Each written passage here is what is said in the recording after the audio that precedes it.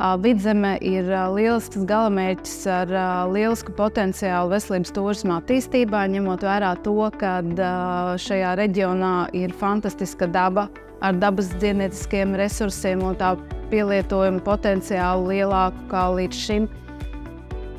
Šobrīd mēs atrodamies rehabilitācijas centrā Līgatne.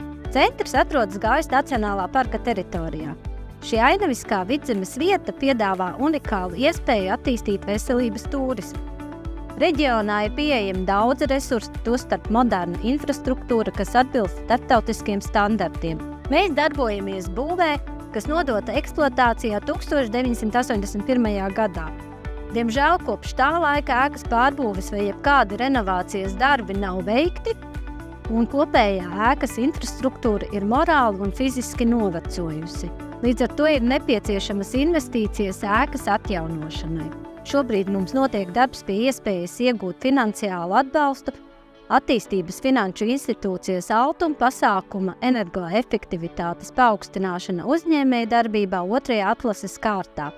Šī projekta ietvaros plānojam veikt centra administratīvā korpusa fasādes un iekšējo inženieru tīklu atjaunošanu.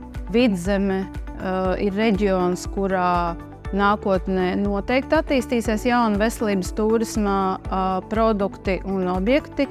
Šeit es saredzu spēcīgas priekšnosacījumus, lai attīstītu gan dabas spā, gan pielietot ārstniecisko klimata terapiju, gan attīstīt jaunus bioenerģētiskā balansa spā centrus, kuros atjaunot savu enerģētisko spēku un ārstēt dažādas mentālās problēmas.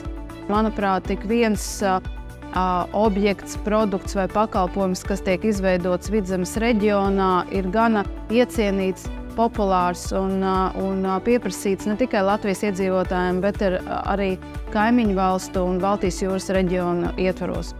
Mēs jau šobrīd strādājam no visas sirds un esam pārliecināti, ka veselības turisms Vidzemē turpinās attīstīties un piedāvās iegūmus gan pacientiem, gan uzņēmējiem.